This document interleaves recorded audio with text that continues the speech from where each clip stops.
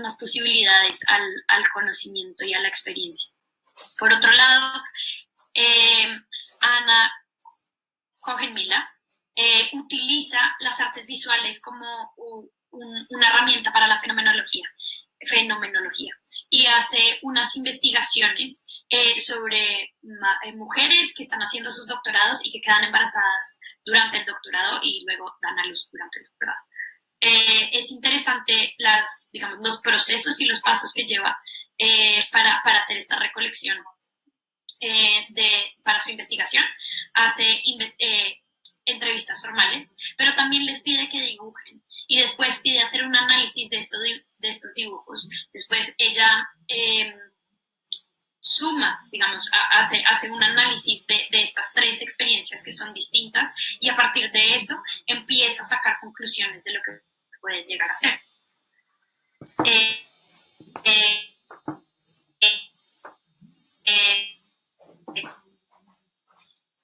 Si uno, por ejemplo, piensa desde lo que yo sé, en los actores o en los bailarines, la fenomenología es algo, desde lo que creo haber explicado, es algo con lo que estamos en relación constantemente. Todo el tiempo como actor está presente y está revisando qué está sucediendo en su cuerpo. Está como en un estado intermedio en donde soy presente, me observo constantemente y estoy, ¿no? En ese sentido siento yo que la fenomenología, como la posibilidad de permitirse el vivenciar cualquier experiencia, es muy intuitiva y sirve un montón para poder explicar los procesos creativos o hacer reflexiones sobre los procesos creativos. Entonces, yo quisiera rápidamente hablarles como de pronto 2 o 3 experiencias que he tenido en procesos de investigación, creación. Pero antes quiero ver, hasta ahora todo bien. ¿Algún problema? ¿Alguna pregunta? ¿Todo en orden? Cool. Asumo que si no hay preguntas es porque está todo. Nice. Ya voy a compartir entonces. Vale. Bien. Entonces, el primer trabajo del que me gustaría hablar se llama Cansancio Tears, que es un performance duracional que empecé a desarrollar como parte de mi tesis de grado de la maestría en Central y que luego seguí desarrollando y presenté como parte del Performance Philosophy Bienal en Ámsterdam. Ahora es un performance duracional.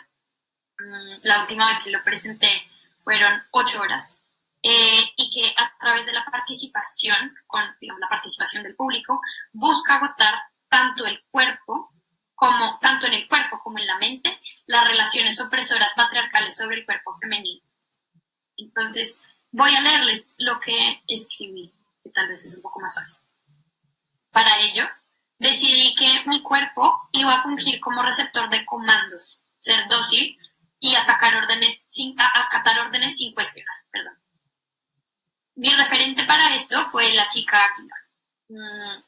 Durante mi infancia y mi juventud, recuerdo las propagandas, los calendarios pegados a la pared o las portadas de los cuadernos con las chicas águila y el ferviente deseo y admiración que las chicas águila provocaban en mis compañeros o en otros adolescentes, pero no solo en adolescentes, sino en los hombres en general. Y me asombraba profundamente cómo muchos quedaban embelesados y obnubilados por esas presencias complacientes, doradas, perfectas y sin voz. Creo que nunca recuerdo haber oído a alguna chica águila expresar una opinión. Tal vez las chicas águilas solo repetían automáticamente palabras como perfecta o algo por el estilo. Entonces decidí para este performance asumir el rol de chica águila y dejar que me admirara, solo hablar cuando se me ordenara. De hecho, solo me iba a mover si alguien me lo ordenaba. Para estos performances, los miembros del público tenían una serie de comandos o de órdenes que podían darme cuantas veces quisieran, ¿no? el único requerimiento para la interacción es que las órdenes o los comandos fueran claros. Los comandos han variado un poco en el tiempo, pero digamos, los que son en este momento son hablar, callarse, parar, arrodillarse, bailar, vestirse, desvestirse y caer. Me interesaba pensar qué pasaba cuando el público tenía el control del performance, así como cuando otro tiene el control sobre el cuerpo femenino, ¿sí? Quería entender qué pasaba. De igual manera, quería entender si esta imagen de la chica águila se podía transformar con el paso del performance para el público y para mí. Entonces, entendí varias cosas. Por un lado, digamos, a través de la reflexión, entendí que cuando el público tiene el control, lo que está en riesgo cambia. Todos entonces nos volvemos partícipes y constructores del sentido, desde la actividad o la inactividad. Todos a través de un mecanismo, que es el mecanismo, digamos, la manera en que yo planteé el performance, estamos generando sentido durante la experiencia, ¿no?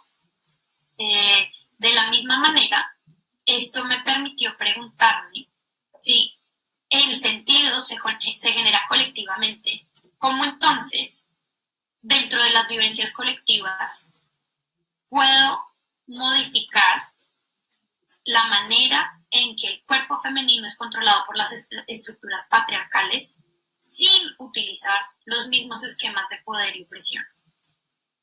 Digamos, esta pregunta, por supuesto, todavía no tiene respuesta. No he podido encontrarle una respuesta, pero sigue rondando en mí. Lo que es interesante de esta experiencia es que me permitió entender de una manera mucho más tangible lo que significa el estar en el mundo, ¿no? En la experiencia dentro de un tiempo, de un espacio y en relación con nosotros. Por otro lado, digamos, me interesaba ver si la chica águila o la noción de chica águila iba transformándose. Y la chica águila pasó de ser en mí de una figura complaciente, de un cuerpo que respondía a las órdenes, a un cuerpo que seguía órdenes e intentaba transformarlas siguiendo igual las reglas. Por ejemplo, a medida que pasaba el tiempo, empecé a encontrar maneras diferentes de caer, a maneras diferentes de hablar, utilizando velocidades, midiendo mis impulsos, confrontando con cambios drásticos de energía, volumen y ritmo. Creo que estos descubrimientos, aunque parezcan absolutamente obvios, en ese momento fueron reveladores y me mostraron que cómo las cosas fluyen a través del tiempo y cómo un concepto se va transformando a través del tiempo. Y creo que esto solo fue posible el agotamiento del momento compartido. Al final de los performances, por lo general, es un cuerpo sudado, con respiración agitada, cubierta de tierra, con el pelo desarreglado. Pero es un cuerpo vivo, es un cuerpo lleno de sensaciones, emociones, evocaciones, producto de la vivencia colectiva, que para mí se opone a la noción inicial de chica águila. Bueno, esto. Por otro lado, otra exploración que he hecho se llama Organic Rhythm, que es un semillero de investigación que empecé hace aproximadamente un año o año y medio, que fue pensado inicialmente como un espacio de entrenamiento gratis para performers o para artistas escénicos, sí, para músicos, bailarines y actores en español. que buscaba básicamente desarrollar habilidades colectivamente, poniendo énfasis en el movimiento orgánico, el impulso, el ritmo y sin miras a un resultado final. Me preguntarán, ok, ¿por qué tiene que ser en español? Resulta que descubrí que esto era muy importante como cuando después de 4 años de vivir y de trabajar en Londres, tuve la oportunidad de actuar en español, en mi lengua materna. Ese momento fue un momento fundamental para mí. Descubrí por primera vez en mucho tiempo no tenía dos fuerzas contradictorias en mí, ¿no? La necesidad, por un lado, la necesidad de transmitir sentido y por otro lado la espontaneidad y la libertad para poder reaccionar al instante. Me di cuenta que en inglés estas tensiones son evidentes y construyen, como que ponen otra capa sobre mí, ¿no? Digamos, entonces, esta experiencia de actuar en español, después de no haberlo hecho en mucho tiempo, me generó muchas preguntas con relación a quién era yo, la manera en la que estaba en el mundo, la manera en la que me relacionaba con el mundo, y digamos, cómo estas preguntas también se podían relacionar a mi ser como actriz, ¿no? Entonces, ¿cuál es mi presencia? ¿No? ¿Cuáles son las máscaras sociales? ¿En qué momento digo la verdad o no se ve la verdad en el escenario y en que no? ¿Qué tensiones genero? ¿Qué es orgánico y qué no es orgánico? Entonces decidí arbitrariamente empezar a explorar el movimiento orgánico. Cuando inicié este proceso, digamos, pensé que el orgánico se refería simplemente al cuerpo en relación con sí mismo. El movimiento en relación al desplazamiento, el movimiento en relación a la voz, la respiración con relación al desplazamiento, por dar algunos ejemplos. Pero muy pronto me di cuenta que la organicidad no existía únicamente en la relación vivencial con mi cuerpo, sino que además estaba relacionada con todos aquellos que hacían parte del entrenamiento y con el espacio en el que estaba. Cada persona que venía, digamos, a este espacio de entrenamiento traía una información, expectativas, tradiciones culturales consigo que, bueno, poco a poco fue reconformando a través del tiempo esta noción de organicidad. De alguna manera, esta idea de organicidad se volvió como un fluir colectivo en el que seguíamos instintos y logramos afinarnos colectivamente. Logramos estar sin necesidad de hablar para estar y para, digamos, poder comunicarnos sin necesidad de usar la palabra. En este espacio, los instintos y los impulsos empezaron a primar. Adicionalmente, voy a dejar de compartir para contarles, para verlos un poco.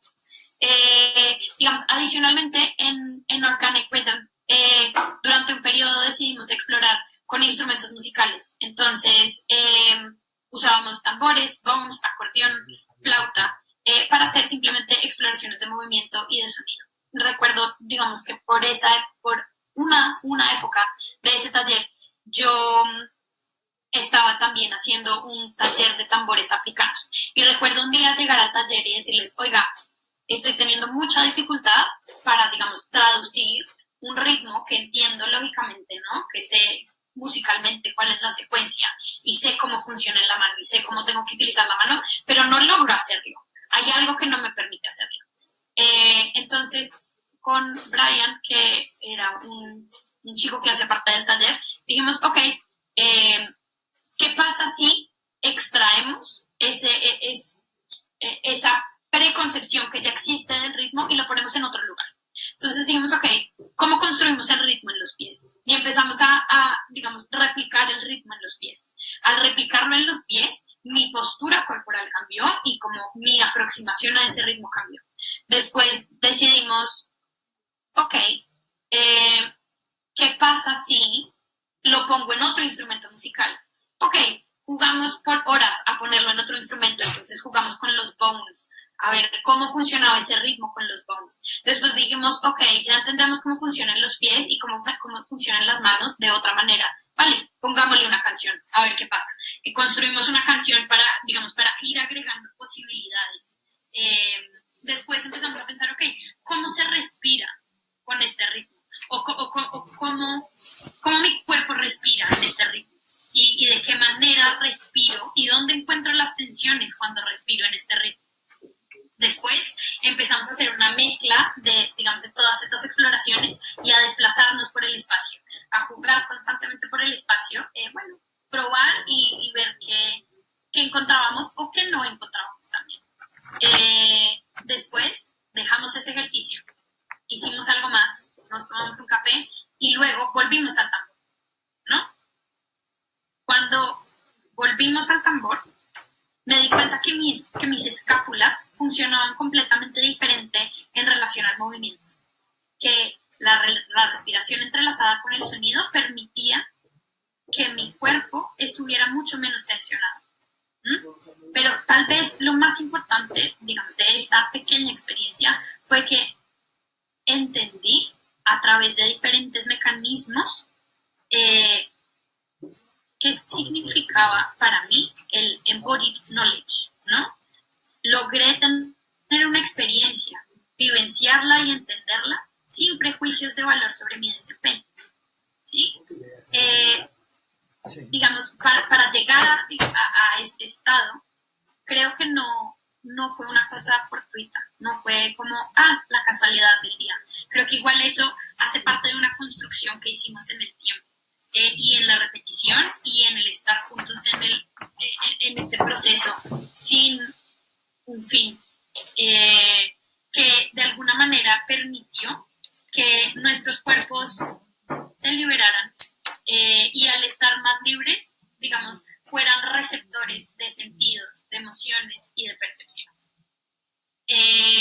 Y ahora quisiera súper rápido, para terminar, hablarles del último proceso en el que estuve trabajando. Es una obra que se llama The Two of Us. Es una obra de teatro, digamos, que indaga el rol de la mujer en mi familia y las construcciones sociales y culturales en torno a lo que significa ser mujer a través de la historia de mi abuela Blanca, que está por ahí viendo esta conferencia. Entonces, además de ser, digamos, un ejercicio fenomenológico, en el que había una revisión constante de la experiencia vivida o vivenciada, creo que también fue un ejercicio autoetnográfico, ¿no? En el cual yo analicé, bueno, mi tribu, mi familia, digamos, para este proceso, para llegar a la obra. Yo tuve una serie de entrevistas con mi abuela, después hicimos ejercicios de escritura, de improvisación, volvimos a las entrevistas, volvimos a cuestionar la escritura, volvimos a improvisar y fuimos construyendo poco a poco este universo.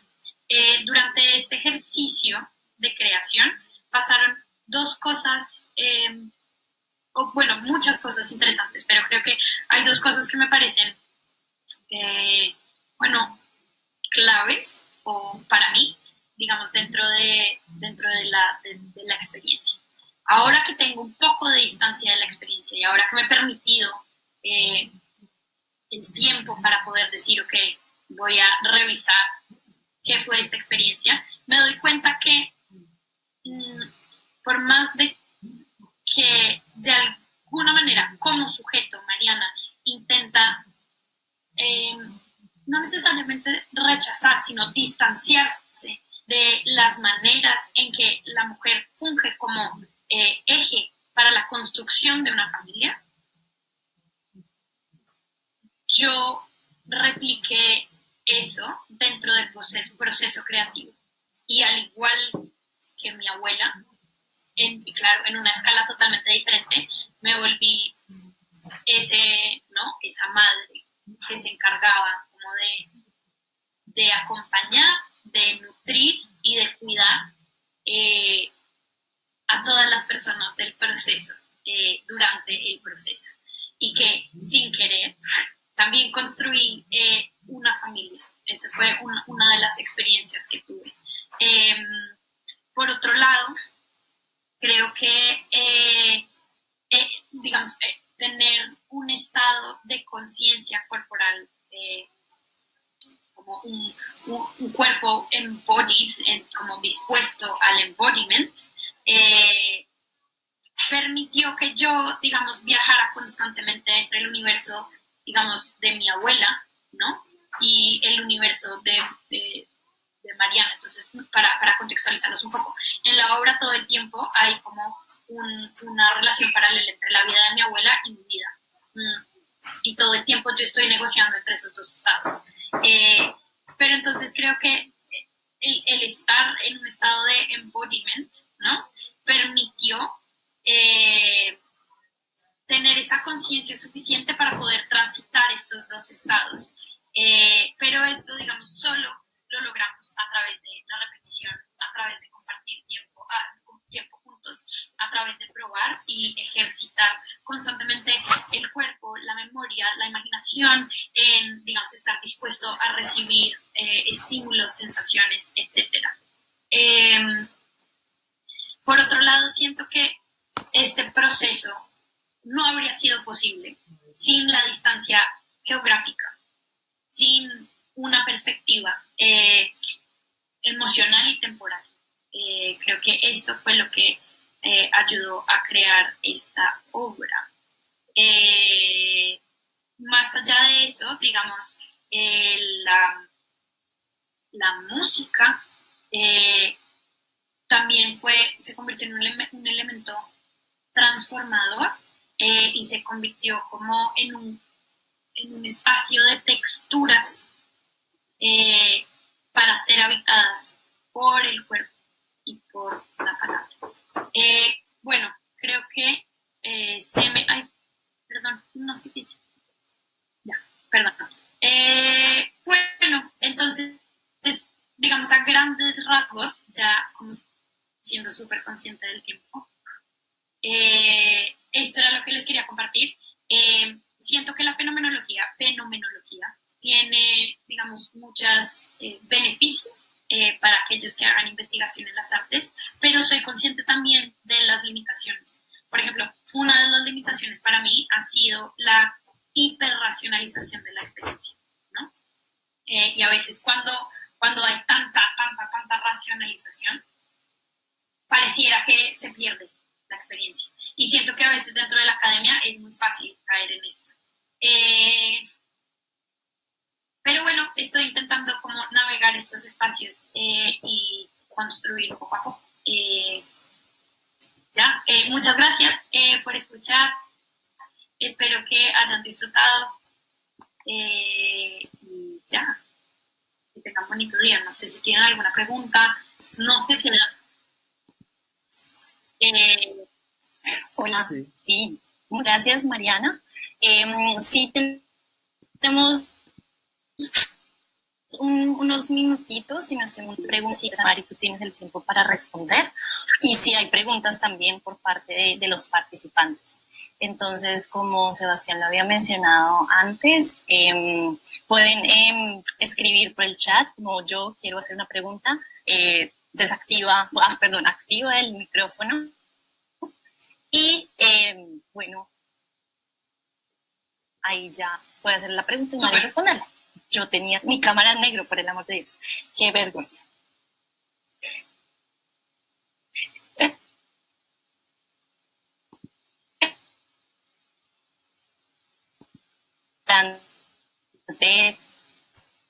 Daniel.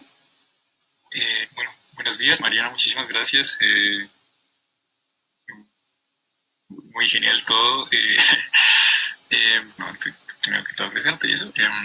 Digamos, yo no soy artista, yo vengo más como del lado de la psicología y como, como un acercamiento más desde la filosofía al tema de la fenomenología. Uh-huh. Pero siempre me ha parecido como súper interesante esta forma de como de corporizar, obviamente, digamos, estas teorías, sobre todo, digamos, en el ala artística. En particular, me gustó mucho, digamos, la relación, es decir, porque mi problema de investigación, sobre todo en psicología, tiene que ver mucho con el tema de la corporalidad, pero sobre todo con la idea de que esta corporalidad no es una cosa individual, sino que muchas veces es un tema de corporalidad pública o de relación con otros. Y de la corporalidad, digamos, de entender el cuerpo que no es, no es un cuerpo único y como individual, sino pues que somos un cuerpo. Y creo que los datos que pusiste de tu experiencia pues son bastante interesantes en el sentido de que, bueno, hablas de el primero, un sensitividad, pero bajo una normatividad como restringida, en el sentido de que hay una serie de instrucciones y que el otro tiene como el papel como del poder sobre ti, pero pues también hablas sobre la creatividad, como muy desde tu lado.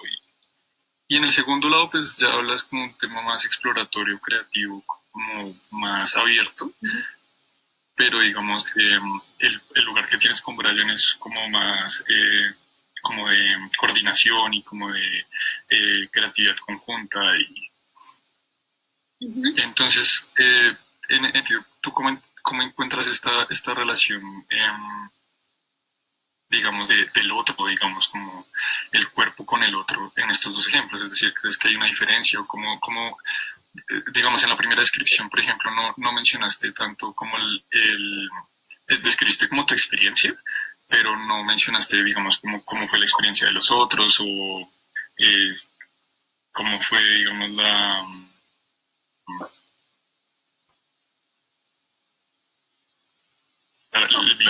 te voy a intentar responder como yendo de atrás, desde lo último. Entonces, las experiencias que he tenido con el performance Cansancio Tears han sido muy diferentes dependiendo del contexto, de la duración, de la experiencia que tuve con este performance. Fue una experiencia que hice de 8 horas en un espacio académico de anteriores. Creo que por ser parte de un espacio académico, la gente intentaba ser políticamente muy correcta. Además, creo que, digamos, en Ámsterdam, la gente es muy correcta. Digamos, otra cultural que se añade a esta experiencia que tuve otros. El ser políticamente correcto fue acotado, el ser académico, ¿no? Y no caer en este juego de claramente lo identificaron, ¿no? En el primer momento, no caer en esto de para él era importante, ¿no? Como hacerse ver los que no juegan a eso y los que no hacen parte de esos sistemas de opresión. Sin embargo,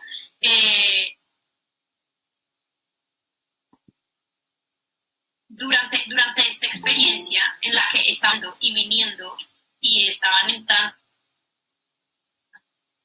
y caminando alrededor mío durante, inevitable darme cuenta como al intentar negar mi presencia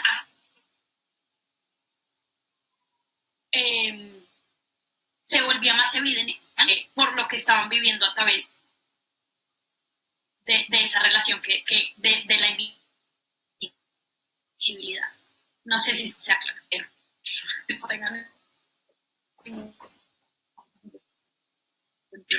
Entonces, por eso que he tenido en Londres, digamos, ese performance lo he hecho en espacios contenidos, en donde la gente está alrededor y en donde digamos, cosas que me parecieron interesantes dentro de esa experiencia, empieza como a competir por el poder, el comando, la orden que tenga, empieza a competir con otro ser humano, con cualquier persona que esté al frente de él sobre, ¿no? Yo te voy a dar la orden y yo voy a ser el que, ¿no? Ponga este performance en un nivel o en otro nivel. Entonces empiezan a jugar no solo, digamos, su relación conmigo, sino su relación para con el otro.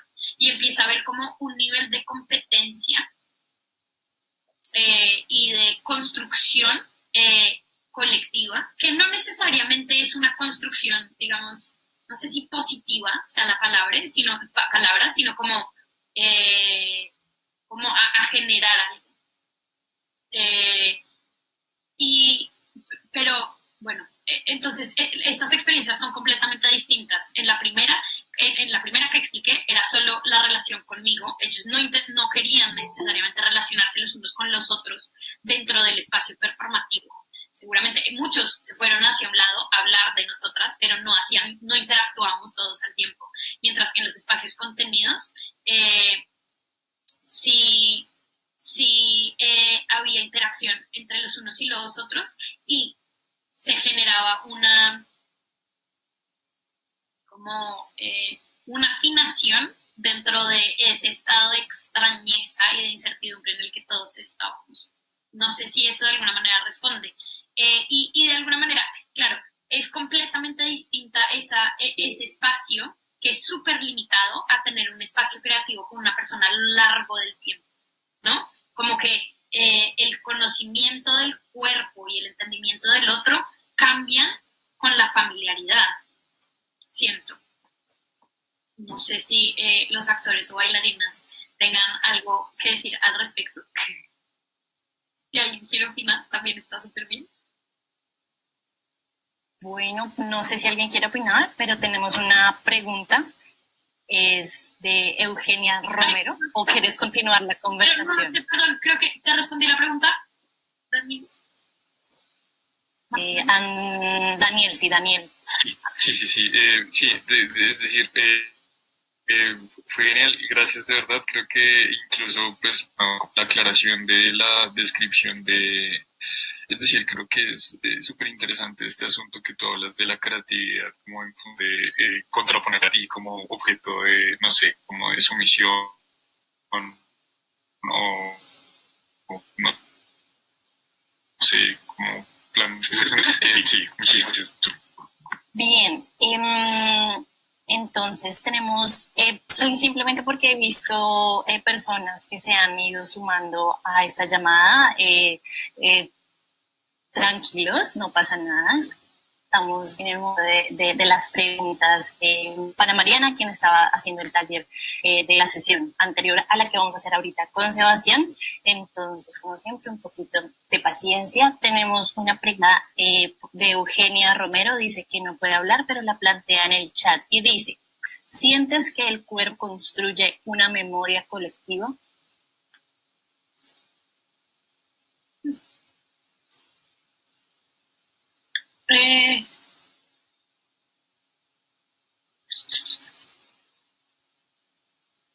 Creo que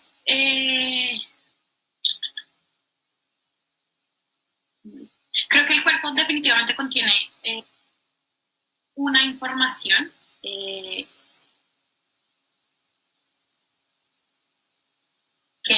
se puede replicar a través de las genes. Pero creo que y que cargamos con una cantidad de información que viene desde los espacios colectivos. Pero creo que para mí, no sé si es individual, creo que tiene que ser en plural.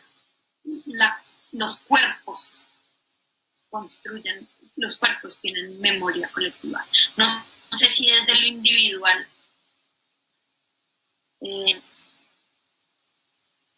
sea hablar del tipo la memoria colectiva.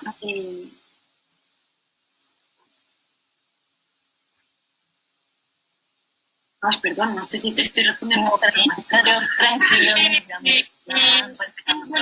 Creo que sí, definitivamente los cuerpos contienen una cantidad de información como generacional que pasa por nosotros. Y en ese sentido sí puede ser una memoria colectiva, pero creo que es una memoria vida, ¿no? Que la adquirimos a través del aprendizaje. Súper bien. Quizá pregunta o un último comentario.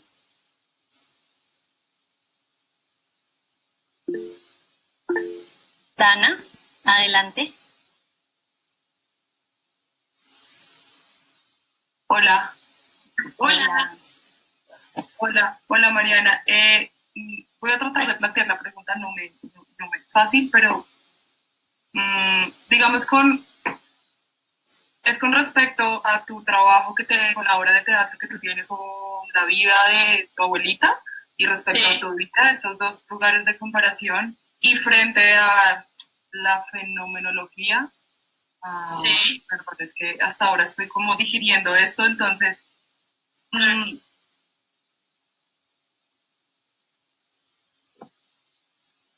frente a este trabajo que tú tuviste, digamos, encontrar este lugar de construcción de la vida de tu abuela y creo que es de construcción, no sé, yo le estoy metiendo palabras que no sé qué son, y frente a tu vida también, yo tengo una pregunta